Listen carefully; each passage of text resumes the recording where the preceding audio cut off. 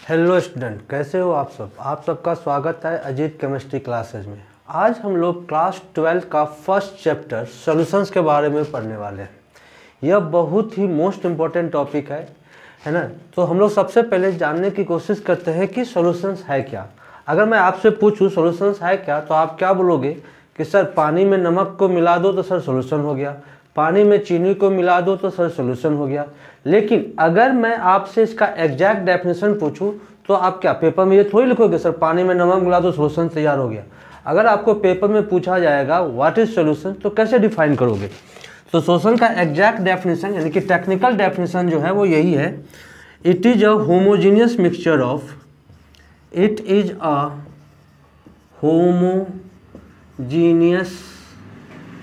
mixture of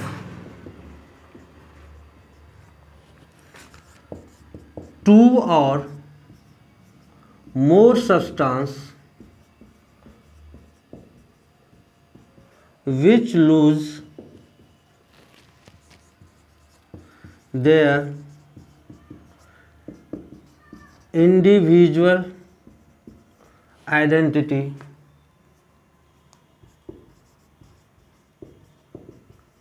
and cannot be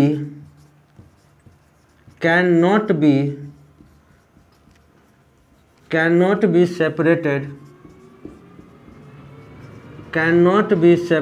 by simple physical method।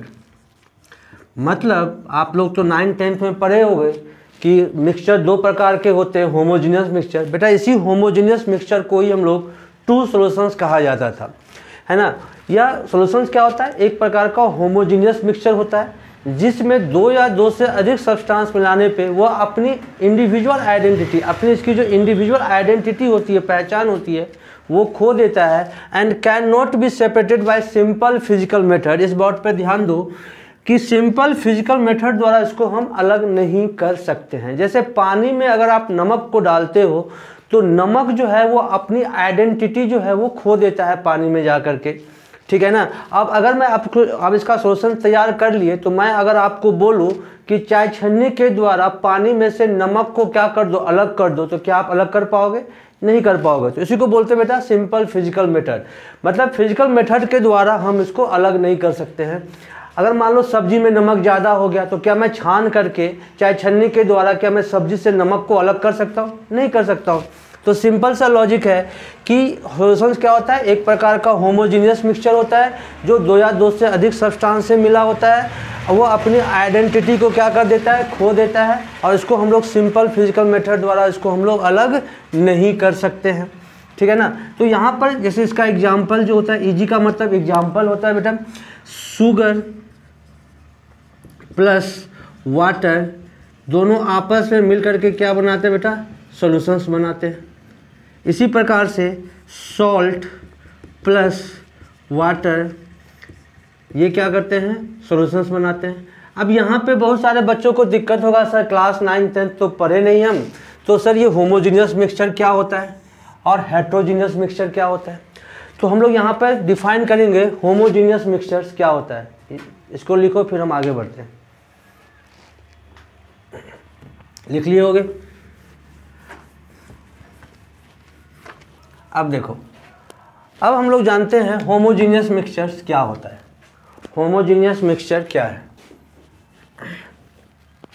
Homogeneous mixture, अगर आप पानी में नमक को डालते हो तो क्या देखते हो, नमक पानी का जो मिक्सचर है, जो टेस्ट है, वो आपको फर्स्ट सिप में भी, फर्स्ट बार अगर पीते हो, है ना, तो उसमें उतना ही रहता है, और लास्ट में पीते हो तो भी टेस्ट में क्या होता है, कोई अंतर नहीं होता है। जैसे carbonated drink, Pepsi, Coca Cola ये सब जो पीते हो तो उसमें भी टेस्ट में आपको क्या होता है, कोई भी अंतर नहीं होता है। चाहे आप शुरू में पियो, बीच में पियो, लास्ट में पियो, इसके टेस्ट में कोई भी अंतर नहीं होता है। मतलब इसका जो प्रॉपर्टीज होता है, कंपोजिशंस होता है, वो यूनिफॉर्मली होता है, मतलब समान रूप से क्या होता है, डिस्ट्रीब्यूट किया हुआ रहता है, ना कहीं ज़्यादा होता है ना कहीं कम होता है। तो उसी को हम लोग क्या बोलते हैं बेटा, होमोजीनियस मिक्सचर कहते हैं।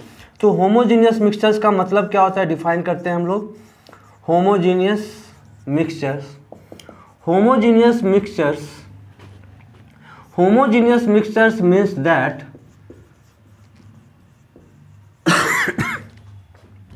homogeneous mixtures means that its properties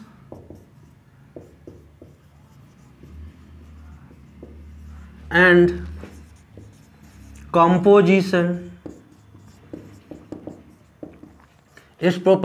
compositions are uniformly distributed throughout the mixture.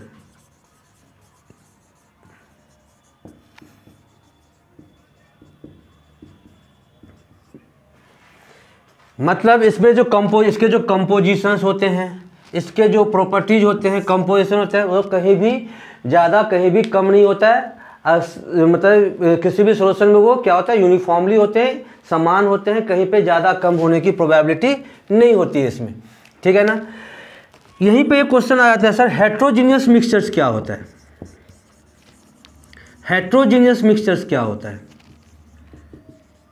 Heterogeneous mixture, heterogeneous mixture means that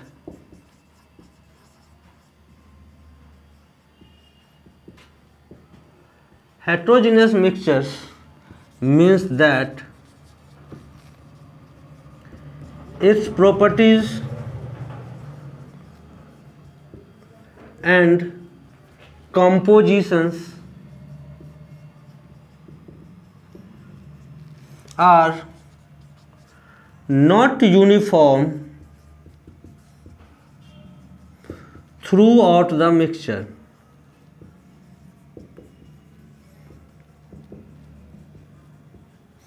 इसका एग्जाम्पल होता है बेटा सैंड प्लस वाटर। पानी में अगर मिट्टी को मिला देते हैं और इसको स्पून से रोटेट करते हैं, जब तक वो रोटेशन करता रहता है तब तक तो हमें पता चलता है कि सर ये तो एकदम होमोजीनियस मिक्सचर की तरह लग रहा है ना, ये मतलब कि क्या है, एक प्रकार का सॉल्यूशन है। लेकिन जैसे आप रोटेशन बंद कर दोगे, मिट्टी कहाँ चला जाएगा बेटा, नीचे चला जाएगा। ऊपर का पानी आपको साफ नजर आएगा और नीचे का पानी आपको क्या नजर आएगा, गंदा नजर आएगा। तो यहाँ पे क्या होगा, ऊपर में कम मिट्टी घुले हुए हैं, नीचे में क्या होते हैं ज़्यादा, मतलब यूनिफॉर्मली डिस्ट्रीब्यूटेड नहीं है, कहीं पे ज़्यादा है तो कहीं पे कम है। तो इसको हम लोग क्या बोलते हैं, हेट्रोजीनियस मिक्सचर। बेटा इसके बारे में हम लोग सरफेस केमिस्ट्री क्लास 12th में ही पढ़ेंगे। क्लास 9th 10th में आपको इसके बारे में पढ़ा दिया गया होगा, नाम सुना सा लग रहा होगा बेटा, कोलाइडल एंड सस्पेंशन, ठीक है ना। कोलाइडल और सस्पेंशन हेट्रोजीनियस का ही क्या होता है बेटा, हमारा एग्जाम्पल्स होते हैं। इसके बारे में हम लोग डिस्कस करेंगे सरफेस केमिस्ट्री में। अगर मैं आपसे पूछूं मिल्क क्या होता है, तो अगर मैं आपसे पूछूं मिल्क क्या होता है, मिल्क, तो आपको नजर आएगा मिल्क होमोजीनियस मिक्सचर है। लेकिन बेटा मिल्क जो होता है वो क्या होता है बेटा, हेट्रोजीनियस मिक्सचर होता है। इसके अलावा अगर मैं पूछूं आपसे ब्लड क्या है, होमोजीनियस है कि हेट्रोजीनियस, आपको नजर आता है कि ब्लड जो है वो होमोजीनियस है, लेकिन वो एक्चुअली होता है क्या बेटा, हेट्रोजीनियस है। तो ये सब चीज़ हम लोग डिस्कस करेंगे सरफेस केमिस्ट्री में, ठीक है ना, जो हमारे आने वाला टॉपिक होगा, ठीक है ना। इलेक्ट्रोकेमिस्ट्री एंड केमिकल काइनेटिक्स के बाद हम लोग इसी टॉपिक के पर सरफेस केमिस्ट्री पे ही हम लोग डिस्कस करेंगे। लिख लो इसको। अब आ जाते हैं हम लोग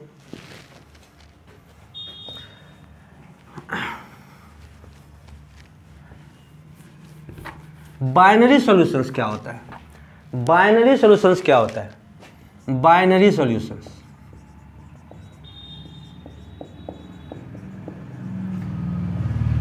बाइनरी सॉल्यूशंस क्या होता है। बाय का मतलब होता है दो, सॉल्यूशंस का मतलब जिसमें सिर्फ और सिर्फ दो कंपोनेंट क्या होते हैं, मिले होते हैं। Only two components are present are called binary solutions. Only two components are present, only two components are present in a solution. जिस सॉल्यूशंस में केवल और केवल, सॉल्यूशन को मैं शॉर्ट फॉर्म में SOL के पावर n लिखूंगा, इसको याद रख लेना, SOL के पावर n का मतलब सॉल्यूशंस होगा, ठीक है ना। तो only two components are present in a solutions, जिस सॉल्यूशन में सिर्फ और सिर्फ दो ही कंपोनेंट अवेलेबल हो, जैसे पानी में नमक मिला दिया तो बाइनरी सॉल्यूशन, पानी में चीनी मिला दिया तो बाइनरी सॉल्यूशन। लेकिन अगर यहाँ पे क्या होता है, तीन कंपोनेंट भी तो हो सकते हैं, पानी में नमक मिला दिया, चीनी मिला दिया, ऐसा सॉल्यूशन भी तो बनता है हमारा। लेकिन इसको बोलते हैं बेटा टर्सरी सॉल्यूशन। जब तीन, इसमें सॉल्वेंट हमारा एक ही होगा और सॉल्यूट जो होगा वो हमारे दो होंगे, ठीक है ना।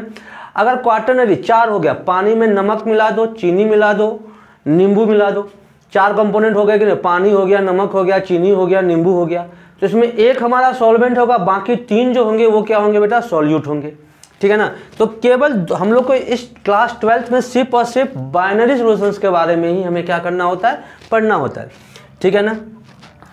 तो बाइनरी सॉल्यूशन जो होता है वो 2 चीज़ से मिलके बना है बेटा।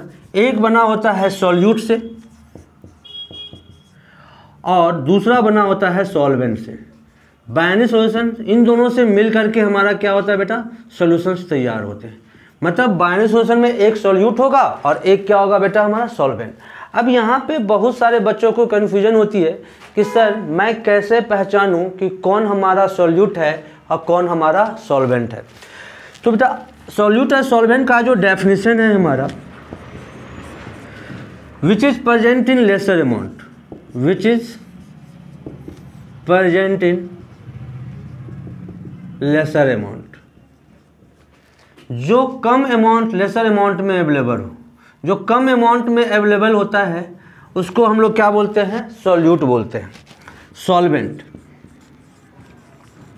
Which is present in larger amount, which is present in larger amount, जो लार्ज अमाउंट में अवेलेबल होता है उसको हम लोग क्या बोलते हैं, सॉल्वेंट होते हैं। पानी में नमक डालते हो तो पानी ज़्यादा अमाउंट में होता है, नमक तो आप कम ही डालते हो ना, तो पानी में नमक, पानी क्या हो गया, सॉल्वेंट हो गया, नमक क्या हो गया, सॉल्यूट हो गया, क्योंकि नमक हमारा कम अमाउंट में अवेलेबल होता है। इन सबसे अच्छा होता है कि हम लोग इसको ऐसे भी आइडेंटिफाई करते हैं नंबर ऑफ मोल्स के आधार पे। Number of moles of solute क्या होता है बेटा, कम होता है। Number of moles of solvent क्या होता है। अगर आप कहीं पे भी लार्जर और लेसर में फंस जाओ तो आप सब क्या कर लेना, नंबर ऑफ मोल्स निकाल करके चेक कर लेना, जिसका नंबर ऑफ मोल्स ज़्यादा होगा वो हमारा सॉल्वेंट हो जाएगा, जिसका नंबर ऑफ मोल्स हमारा कम हो जाएगा वो हमारा क्या हो जाएगा, सॉल्यूट हो जाएगा। अब मैं इन सब को एक एक करके समझाने की कोशिश करता हूँ, ठीक है, इसको याद लिख लो। अब हम लोग सबसे पहले आइडेंटिफाई करते हैं कि कौन हमारा सॉल्यूट है और कौन हमारा सॉल्वेंट है। जैसे अगर मैं एग्जाम्पल से समझता हूँ,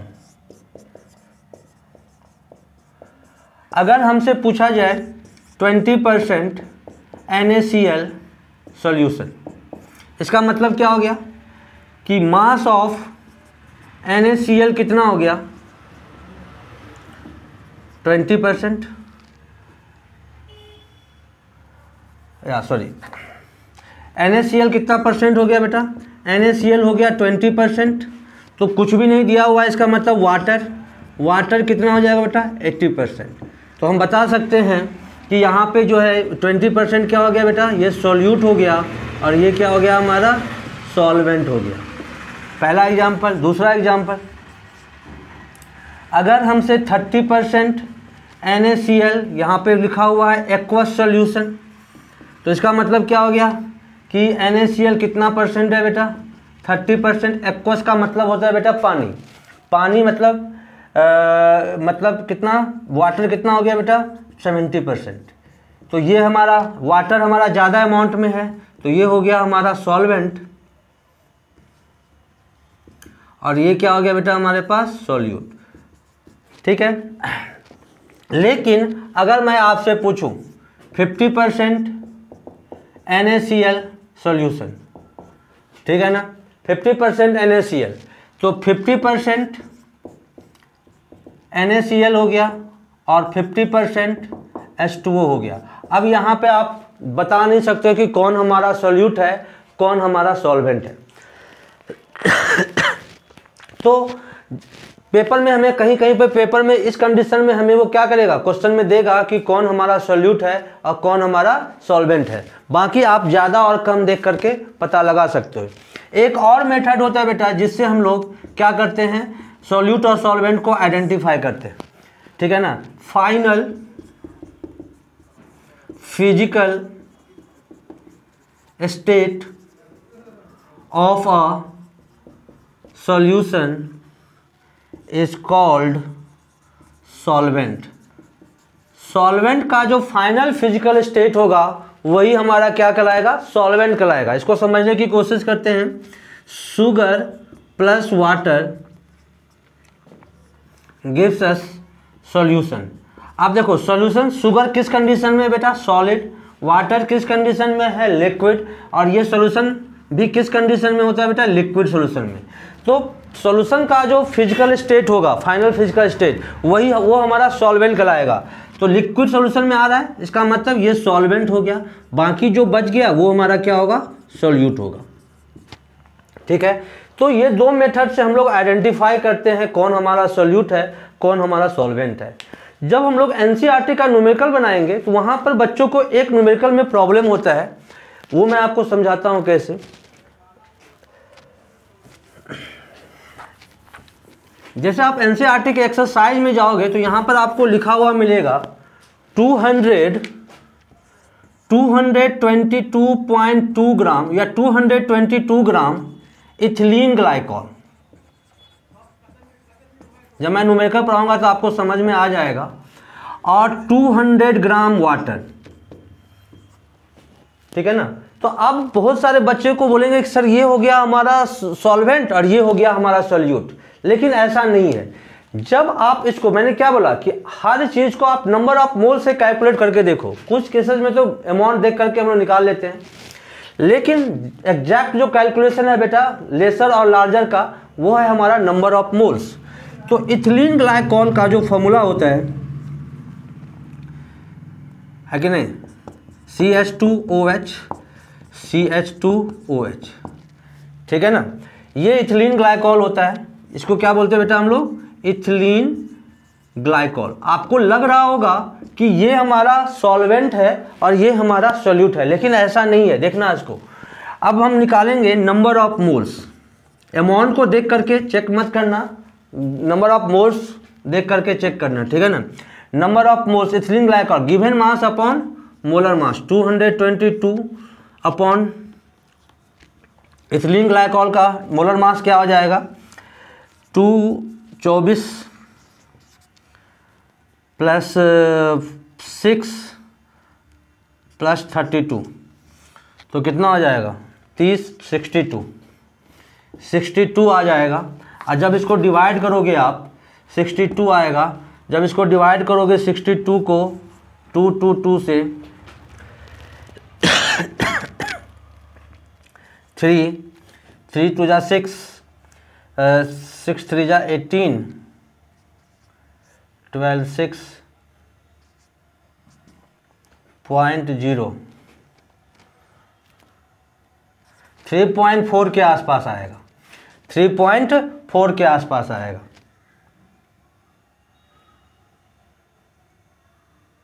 ठीक है। अब देखो, अब यहीं पे मैं नंबर ऑफ मोल्स निकालता हूँ वाटर का। नंबर ऑफ मोल्स किसका निकाला मैंने, इथिलीन ग्लाइकॉल का निकाला, ठीक है। अब मैं नंबर ऑफ मोल्स निकालूंगा वाटर का। वाटर का नंबर ऑफ मोल्स निकालूंगा तो क्या हो जाएगा बोलो, वाटर का नंबर ऑफ मोल्स हो जाएगा given mass upon molar mass 200/18। Water का H2O निकाल के देख लेना मोलर मास। तो ये कितना हो जाएगा बेटा, 18 को डिवाइड करेंगे हम लोग 200 से, ठीक है ना। 18 1 जा 18, 20, ठीक है ना। 18 1 जा 18, तो 11 पॉइंट समथिंग कुछ आएगा। तो क्या देख रहे हो आप कि यहाँ पे आपको ये ज़्यादा अमाउंट में है, ये कम अमाउंट में है। तो यहाँ पर ये हो जाएगा हमारा सॉल्वेंट और ये हो जाएगा सॉल्यूट। तो बेटा आप लोग कभी भी कंफ्यूज मत करना, कभी भी प्रॉब्लम हो तो एग्जैक्ट जो कैलकुलेशन होता है वो होता है हमारा नंबर ऑफ मोल्स। जिसमें नंबर ऑफ मोल्स ज़्यादा होगा वो हमारा हो जाएगा सॉल्यूट, सॉरी सॉल्वेंट, और जिसमें नंबर ऑफ मोल्स कम होगा वो हमारा हो जाएगा सॉल्यूट। एक और तरीका होता है सॉल्यूट और सॉल्वेंट को पहचानने का। अगर मान लो कहीं पे भी एक्वस लिखा हुआ, एक्वस सॉल्यूशंस, जैसे NaCl एक्वस लिखा हुआ है, तो एक्वस सॉल्यूशन का मतलब क्या होता है? एक्वस सॉल्यूशन का मतलब होता है एक्सेस वाटर प्रेजेंट, है ना। एक्सेस सॉल्यूशन का मतलब क्या होता है? एक्सेस वाटर, जिसमें वाटर क्या हो हमारे पास, ज़्यादा अमाउंट में हो। जहाँ कहीं भी एक्वस सॉल्यूशन हो तो समझ जाना कि वहाँ पे सॉल्वेंट जो होगा वो हमारा क्या हो जाएगा बेटा? वाटर हो जाएगा। आपको लिखने की भी ज़रूरत नहीं है कि कौन हमारा सॉल्यूट है और कौन हमारा सॉल्वेंट है। जहाँ एक्वस होगा वहाँ पर हमारा वाटर क्या हो जाएगा बेटा? सॉल्वेंट हो जाएगा। तो इन शॉर्ट अगर आपसे पेपर में पूछे कि सॉल्यूट और सॉल्वेंट को कैसे डिफाइन करना है, तो आप डेफिनेशन वही देना जिसमें नंबर ऑफ मोल्स ज़्यादा होगा वो हमारा सॉल्वेंट होगा, जिसमें नंबर ऑफ मोल्स कम होगा वो हमारा क्या होगा? सॉल्यूट हो जाएगा। वैसे बोलचाल की भाषा में जो ज़्यादा अमाउंट में अवेलेबल होता है उसको हम लोग सॉल्वेंट कहते हैं, जो कम अमाउंट में अवेलेबल होता है उसको हम लोग क्या बोलते हैं? सॉल्यूट कहते हैं। तो यही दो तरीके होते हैं सॉल्यूट और सॉल्वेंट को आइडेंटिफाई करने के। अब हम लोग आ जाते हैं types of solution.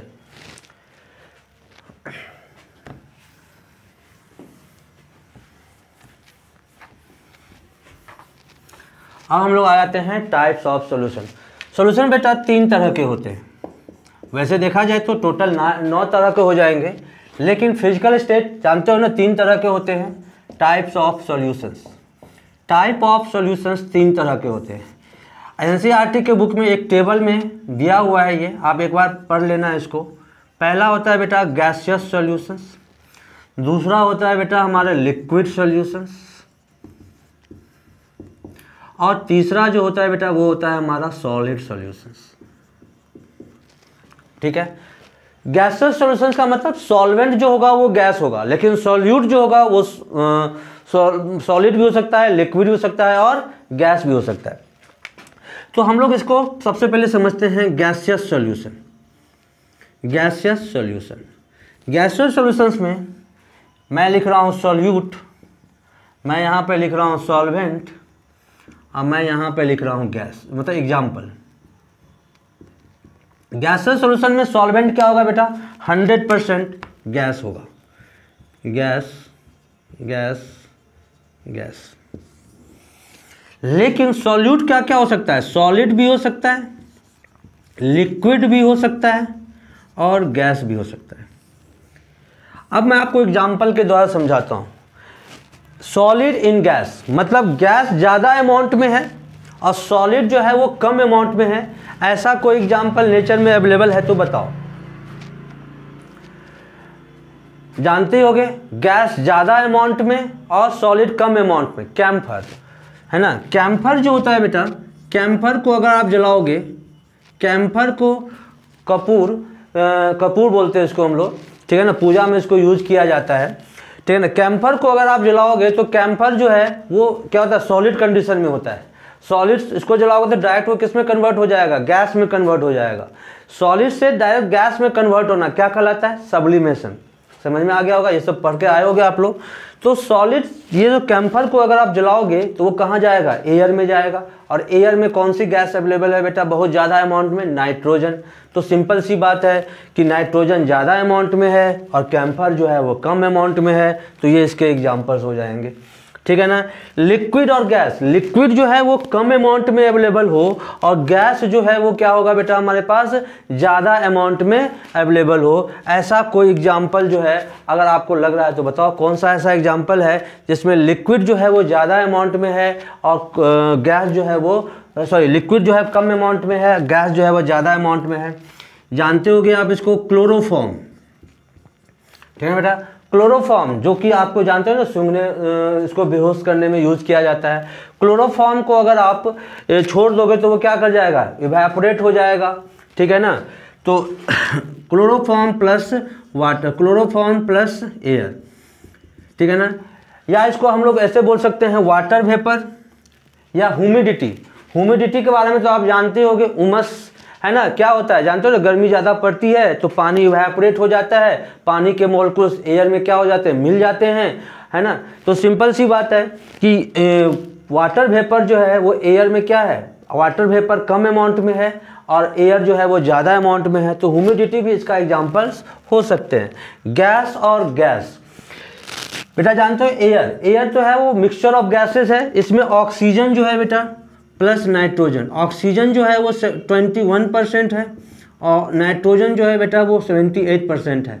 Mixture of air इसका एग्जाम्पल हो सकता है, ठीक है ना। जानते हो ना, नाइट्रोजन क्या हो जाएगा, सॉल्वेंट, और ऑक्सीजन क्या हो जाएगा, सॉल्यूट। तो ये हो गए हमारे गैसियस सॉल्यूशंस के एग्जाम्पल। एनसीईआरटी के बुक में एक टेबल के फॉर्म में वो लिखा हुआ है, एक बार आप लोग इसको पढ़ भी लेना। अब हम लोग पढ़ते हैं लिक्विड सॉल्यूशंस के बारे में। लिक्विड सॉल्यूशंस, लिक्विड सॉल्यूशन तो समझ में आ गया होगा। लिक्विड सॉल्यूशंस में यहां पे मैं लिख रहा हूं सॉल्यूट और यहां पे मैं लिख रहा हूं सॉल्वेंट और यहां पे मैं लिख रहा हूं ईजी का मतलब एग्जाम्पल। सॉल्वेंट तो फिक्स है बेटा, लिक्विड सॉल्यूशन जैसे ही बोलूंगा मैं तो समझ जाना कि सॉल्वेंट क्या होगा हमारा, लिक्विड। सॉल्वेंट क्या होगा हमारा, लिक्विड। सॉल्वेंट क्या होगा हमारा, लिक्विड। लेकिन सॉल्यूट क्या क्या हो सकता है, सॉलिड हो सकता है, लिक्विड हो सकता है और गैस हो सकता है। ऐसा कोई एग्जाम्पल नेचर में जो लिक्विड ज़्यादा अमाउंट में हो, सॉलिड कम अमाउंट में, बहुत सारे एग्जाम्पल हैं जो आप घर में भी यूज करते हो। Sugar plus water, glucose plus water. Liquid का एग्जाम्पल भैया ये तो जानते ही होंगे, पटियाला पैक, है ना। अल्कोहल कम अमाउंट में प्लस वाटर ज़्यादा अमाउंट में, ठीक है ना, ये इसके एग्जाम्पल हो गए। गैस और लिक्विड, गैस और लिक्विड जानते होगे ना। एक्वेटिक एनिमल्स जो होते हैं वो क्या होते हैं बेटा, पानी में डिजॉल्व ऑक्सीजन को क्या करते हैं, लेते हैं गिल्स के द्वारा। तो ऑक्सीजन जो है वो कम अमाउंट में वाटर में अवेलेबल होता है, ठीक है ना। तो ये इसके एग्जाम्पल्स हो गए। तो काफ़ी इजी एग्जाम्पल्स हैं इसके, ठीक है ना। अब हम लोग आ जाते हैं थर्ड, सॉलिड सॉल्यूशंस। तो आपको पैटर्न अब आपको समझ में आ गया होगा कि किस तरह का पैटर्न चल रहा है हमारा, ठीक है ना। सॉलिड सॉल्यूशंस, ठीक है ना। यहाँ पे मैं लिख रहा हूँ सॉल्यूट, यहाँ पे मैं लिख रहा हूँ सॉल्वेंट और यहाँ पे मैं इसको लिख रहा हूँ एग्जाम्पल, ठीक है।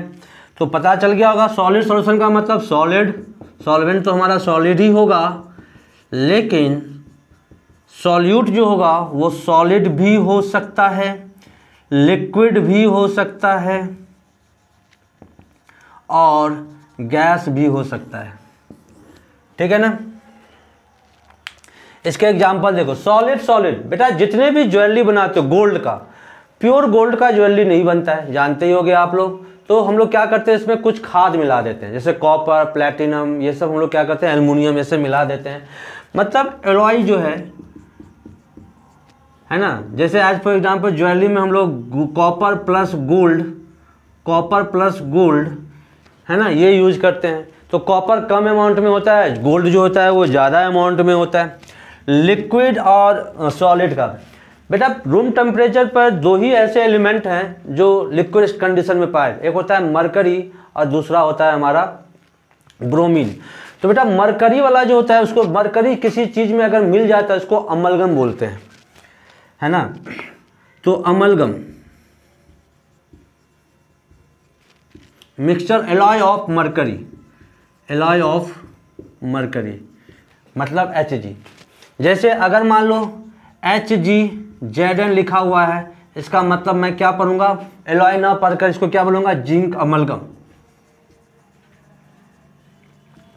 है ना। तो मरकरी जो होता है रूम टेम्परेचर पे क्या होता है बेटा, लिक्विड स्टेट में होता है।